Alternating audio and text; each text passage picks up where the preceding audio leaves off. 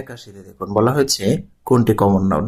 এখানে দেখুন অপশন এতে দেয়া আছে ট্রুথ। ট্রুথ অর্থ হচ্ছে কি সত্য, যেটার আকার আকৃতি নাই, তাহলে এটা অ্যাবস্ট্রাক্ট নাউন। তারপর হচ্ছে ভিক্টোরি অর্থ হচ্ছে বিজয়, এটার আকার আকৃতি নাই, তাহলে এটাও অ্যাবস্ট্রাক্ট নাউন। তারপর হচ্ছে লেন্থ। লেন্থ অর্থ হচ্ছে কি দৈর্ঘ্য।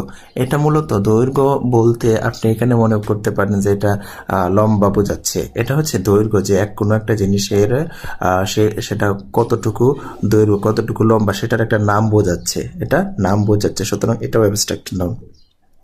এই ব্যাংকটা হবে এখানে কমন নাউন। কেন বলুন তো? এই ব্যাংকটা পৃথিবীর যে কোনো ব্যাংক হতে পারে, পৃথিবীর যে কোনো ব্যাংক হতে পারে। এখানে কোনো নির্দিষ্ট ব্যাংকের কথা বলা হয় নাই।